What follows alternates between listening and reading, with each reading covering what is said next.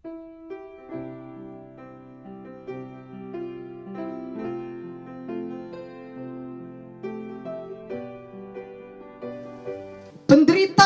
dapat mendatangkan kebaikan bagi kita dan juga untuk orang lain.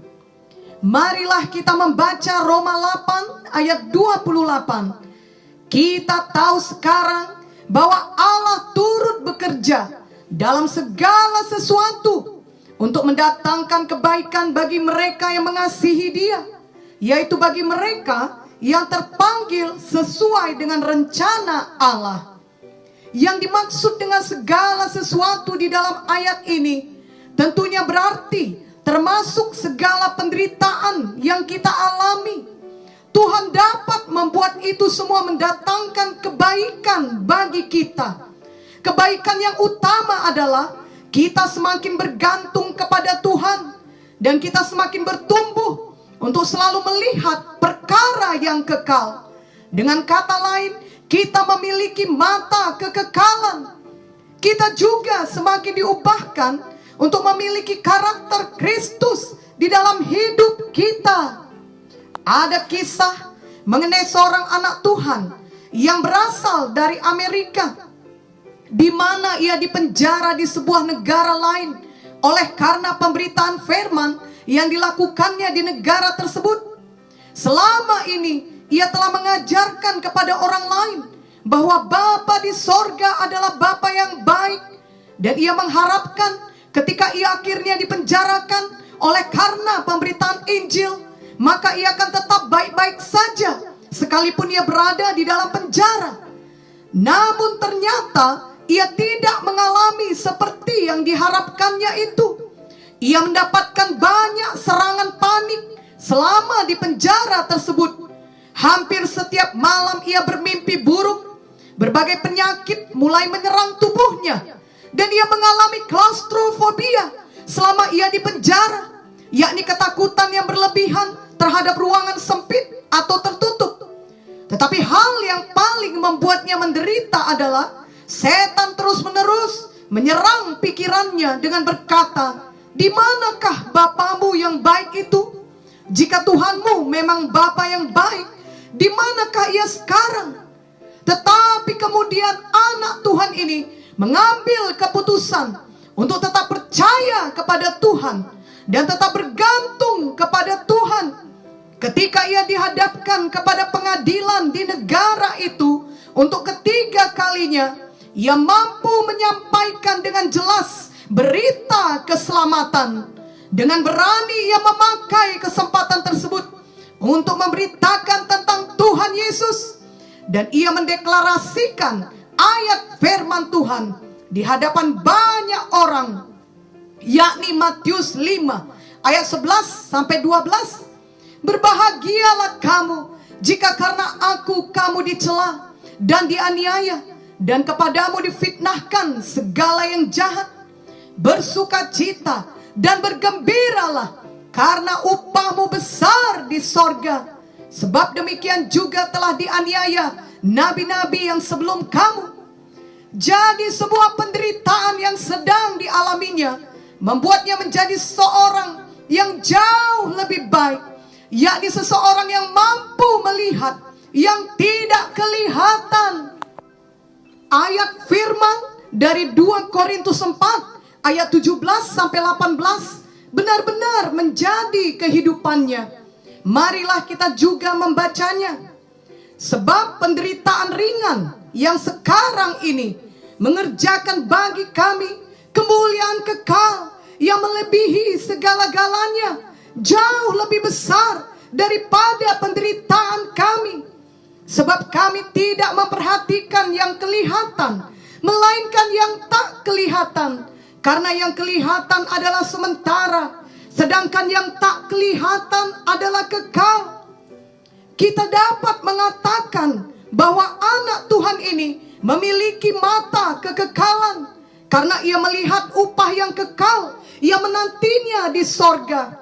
Jadi walaupun ia memang masih berada di dalam penjara, namun dia justru menjadi seseorang yang bergantung kepada Tuhan Yesus saja. Sehingga dalam penderitaannya tersebut Ia tetap memakai setiap kesempatan untuk terus berbicara mengenai Tuhan Yesus. Mungkin penderitaan kita tidak sebesar penderitaan dalam kisah anak Tuhan tersebut, tetapi kerap kali kita juga mengalami penderitaan di mana hal yang terjadi kepada kita ternyata sangat berbeda jauh dengan yang kita harapkan. Dalam hal ini, marilah kita belajar untuk melihat yang tak kelihatan, yakni melihat dengan mata kekekalan. Kita mengetahui bahwa murid-murid Tuhan Yesus atau semua rasul-rasul mengalami banyak penderitaan.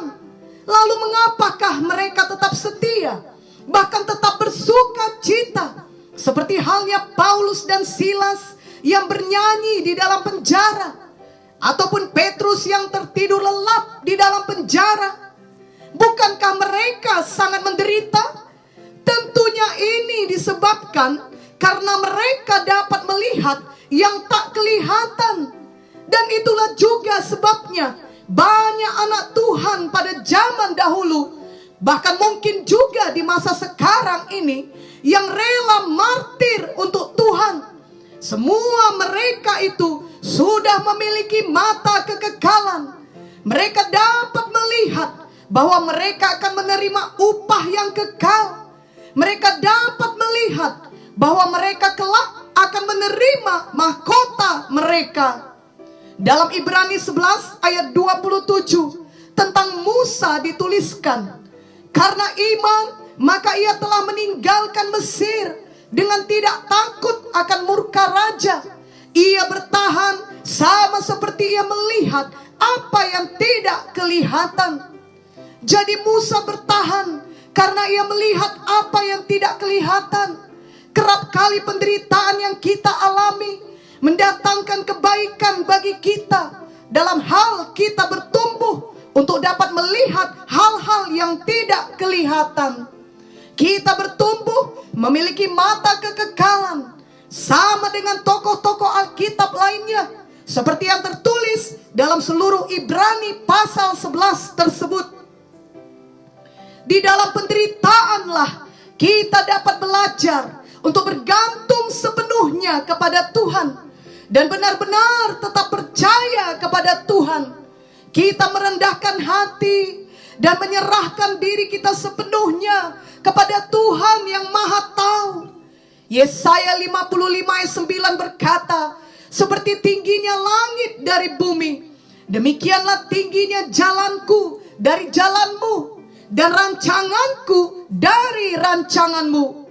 Jadi di dalam penderitaan yang tidak dapat kita mengerti dengan akal pikiran kita, tetap ada rencana Tuhan yang baik. Tentunya jauh lebih mudah percaya kepada Tuhan ketika semua doa kita dijawab, ketika semua keadaan kita baik-baik, atau ketika kita hidup dalam berkat yang melimpah. Tetapi kita juga harus belajar untuk tetap percaya kepada Tuhan dan benar-benar menjadikannya Tuhan yang berdaulat atas hidup kita ketika kita berada dalam penderitaan ataupun ketika kita berada di dalam kegelapan malam. Yesaya 50 ayat 10 berkata, siapa di antaramu yang takut akan Tuhan dan mendengarkan suara hambanya? Jika ia hidup dalam kegelapan dan tidak ada cahaya bersinar baginya, baiklah ia percaya kepada nama Tuhan dan bersandar kepada Allahnya. Janganlah pernah kita mengundurkan diri dari jalan Tuhan. Biarlah sebagaimana jawaban Petrus kepada Tuhan ketika banyak orang mengundurkan diri, kiranya kita juga menjawab demikian. Mari kita membaca Yohanes 6 ayat 66 sampai 69. Mulai dari waktu itu banyak murid-muridnya mengundurkan diri dan tidak lagi mengikut dia. Maka kata Yesus kepada ke-12 muridnya, apakah kamu tidak mau pergi juga? Jawab Simon Petrus kepadanya, Tuhan, kepada siapakah kami akan pergi? Perkataanmu adalah perkataan hidup yang kekal. Dan kami telah percaya dan tahu bahwa Engkau adalah yang kudus dari Allah. Jadi walaupun banyak orang di sekeliling kita menjadi terkejut dan kecewa, lalu mengundurkan diri karena apa yang mereka harapkan dari Tuhan ternyata tidak sesuai dengan yang mereka alami, tetapi biarlah kita tidak pernah mengundurkan diri.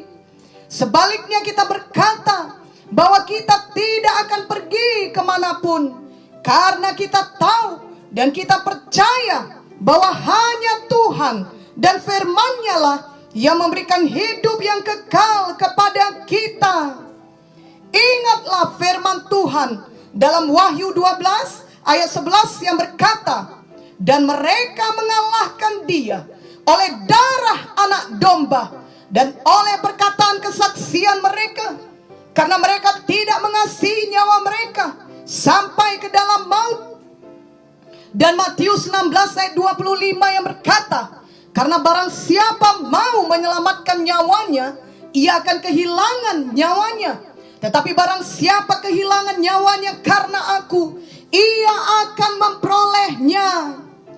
Juga Matius 19 ayat 29 berkata, dan setiap orang yang karena namaku meninggalkan rumahnya, saudaranya laki-laki atau saudaranya perempuan, bapak atau ibunya, anak-anak atau ladangnya, akan menerima kembali 100 kali lipat dan akan memperoleh hidup yang kekal. Biarlah penderitaan tidak lagi mengejutkan kita atau membuat kita menjadi kecewa dan mengundurkan diri, tetapi justru mendatangkan kebaikan kepada kita.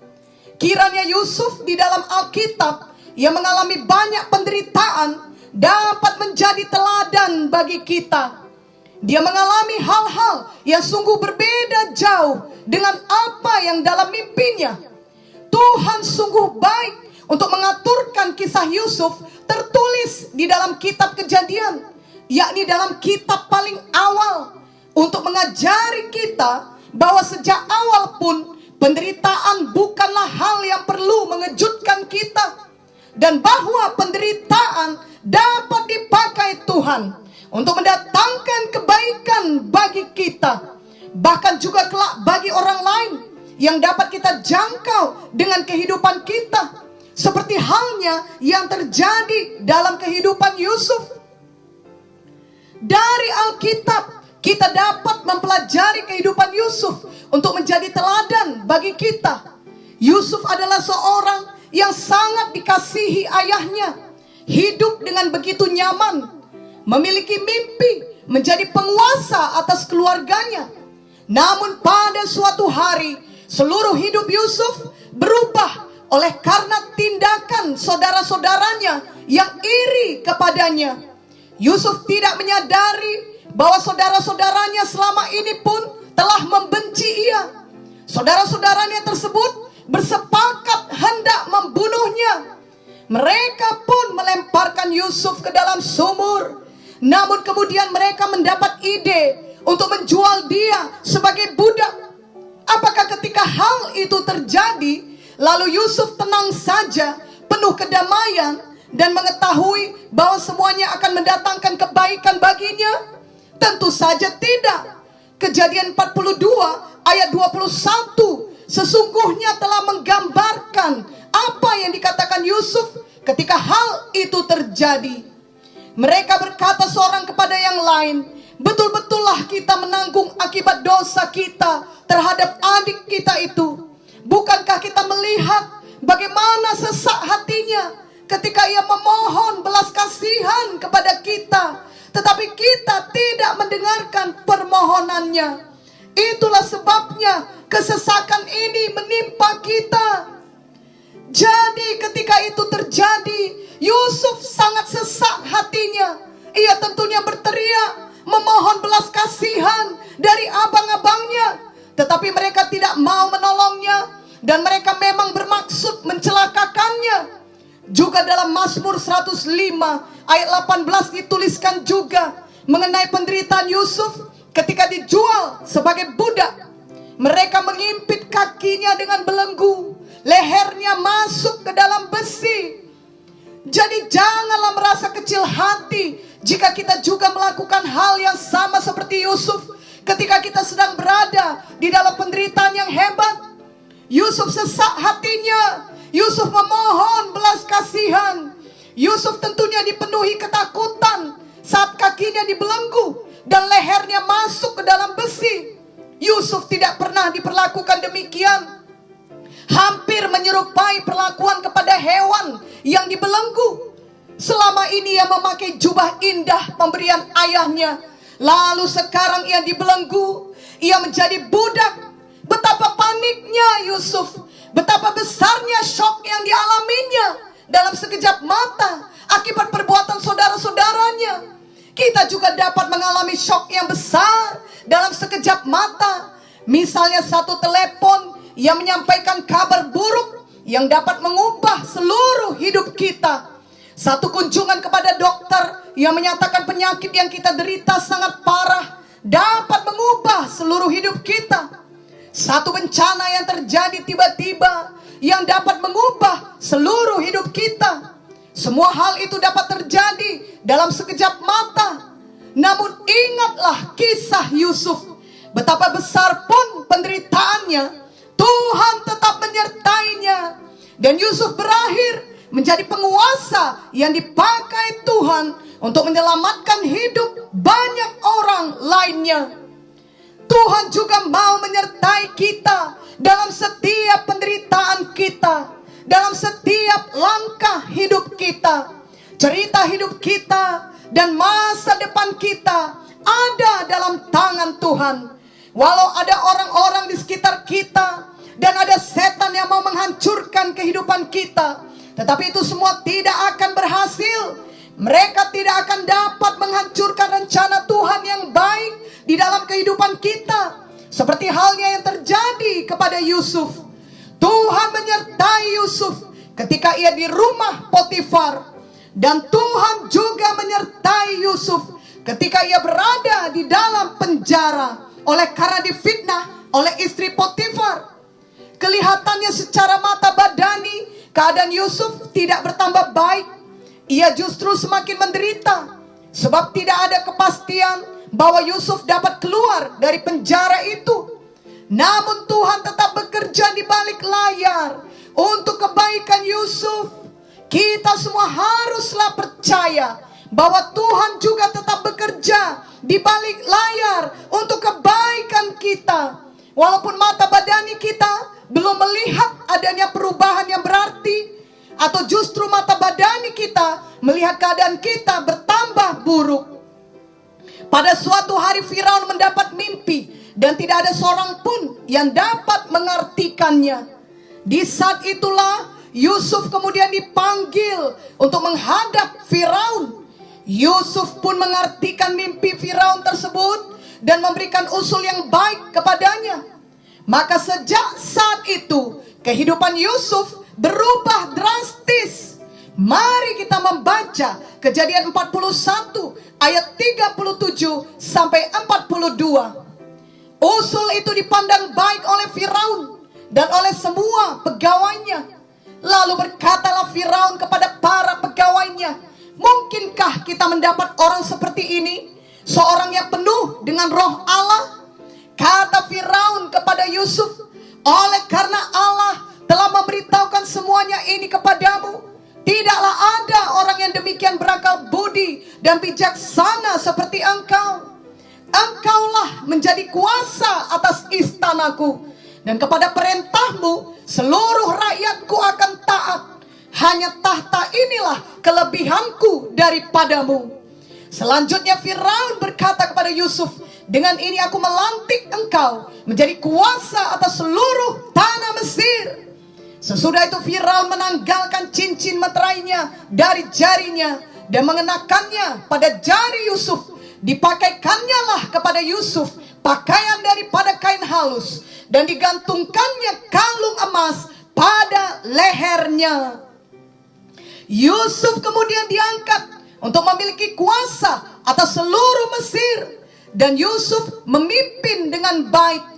Kejadian 41 ayat 55 sampai 57 menuliskan, ketika seluruh negeri Mesir menderita kelaparan dan rakyat berteriak meminta roti kepada Firaun, berkatalah Firaun kepada semua orang Mesir, pergilah kepada Yusuf, perbuatlah apa yang akan dikatakannya kepadamu.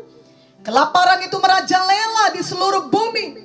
Maka Yusuf membuka segala lumbung dan menjual gandum kepada orang Mesir, sebab makin hebat kelaparan itu di tanah Mesir. Juga dari seluruh bumi datanglah orang ke Mesir untuk membeli gandum dari Yusuf, sebab hebat kelaparan itu di seluruh bumi. Semua penderitaan Yusuf tidak ada yang sia-sia, melainkan dikerjakan Tuhan untuk membawa kebaikan bagi Yusuf dan juga bagi banyak orang lainnya. Pada suatu hari, saudara-saudara Yusuf datang ke Mesir untuk membeli gandum, tetapi mereka tidak mengenali Yusuf. Mereka tidak tahu bahwa semua kejahatan mereka terhadap Yusuf yang mengakibatkan Yusuf mengalami banyak penderitaan telah dikerjakan Tuhan untuk mendatangkan kebaikan bagi Yusuf dan bahkan bagi mereka juga. Yusuf telah mengampuni saudara-saudaranya. Yusuf mengerti hati Tuhan. Yusuf hidup di dalam rencana Tuhan baginya. Mari kita membaca Kejadian 45 ayat 1 sampai 11, di mana pada akhirnya Yusuf memperkenalkan dirinya kepada saudara-saudaranya. Ketika itu Yusuf tidak dapat menahan hatinya lagi di depan semua orang yang berdiri di dekatnya. Lalu berserulah ia, suruhlah keluar semua orang dari sini. Maka tidak ada seorang pun yang tinggal di situ bersama-sama Yusuf ketika ia memperkenalkan dirinya kepada saudara-saudaranya. Setelah itu menangislah ia keras-keras sehingga kedengaran kepada orang Mesir dan kepada seisi istana Firaun. Dan Yusuf berkata kepada saudara-saudaranya, akulah Yusuf, masih hidupkah Bapa? Tetapi saudara-saudara tidak dapat menjawabnya, sebab mereka takut dan gemetar menghadapi dia. Lalu kata Yusuf kepada saudara-saudaranya itu, marilah dekat-dekat. Maka mendekatlah mereka. Katanya lagi, akulah Yusuf, saudaramu yang kamu jual ke Mesir. Tetapi sekarang janganlah bersusah hati dan janganlah menyesali diri karena kamu menjual aku ke sini. Sebab untuk memelihara kehidupanlah Allah menyuruh aku mendahului kamu. Karena telah 2 tahun ada kelaparan dalam negeri ini, dan selama 5 tahun lagi orang tidak akan membajak atau menuai. Maka Allah telah menyuruh aku mendahului kamu untuk menjamin kelanjutan keturunanmu di bumi ini dan untuk memelihara hidupmu sehingga sebagian besar daripadamu tertolong. Jadi bukanlah kamu yang menyuruh aku ke sini, tetapi Allah. Dialah yang telah menempatkan aku sebagai bapa bagi Firaun dan tuan atas seluruh istananya dan sebagai kuasa atas seluruh tanah Mesir. Segeralah kamu kembali kepada bapa dan katakanlah kepadanya, beginilah kata Yusuf anakmu, Allah telah menempatkan aku sebagai tuan atas seluruh Mesir. Datanglah mendapatkan aku, janganlah tunggu-tunggu. Engkau akan tinggal di tanah Goshen dan akan dekat kepadaku. Engkau serta anak dan cucumu, kambing domba dan lembu sapimu dan segala milikmu. Di sanalah aku memelihara engkau. Sebab kelaparan ini masih ada 5 tahun lagi, supaya engkau jangan jatuh miskin bersama seisi rumahmu dan semua orang yang ikut serta dengan engkau.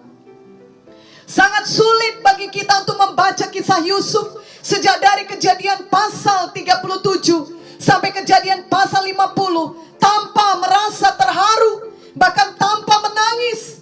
Kita menyadari betapa semua penderitaan Yusuf telah dikerjakan Tuhan untuk mendatangkan kebaikan baginya dan bagi orang lain juga.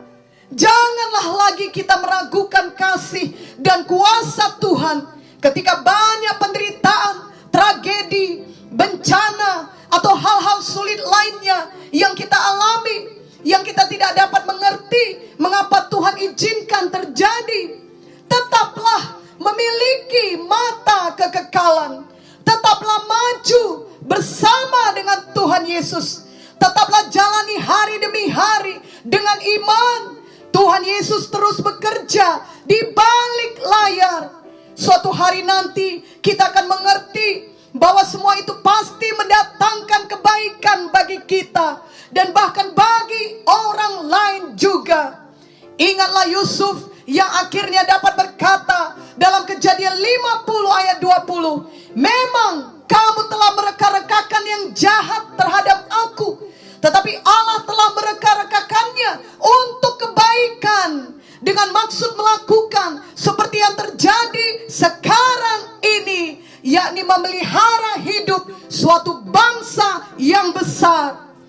Tuhan selalu menjadikan semuanya untuk kebaikan kita, anak-anaknya. Tuhan Yesus tidak berubah dulu, sekarang, dan selamanya. Jadi marilah kita tetap bertekun dan tetap setia sekalipun kita berada di tengah penderitaan. Amin.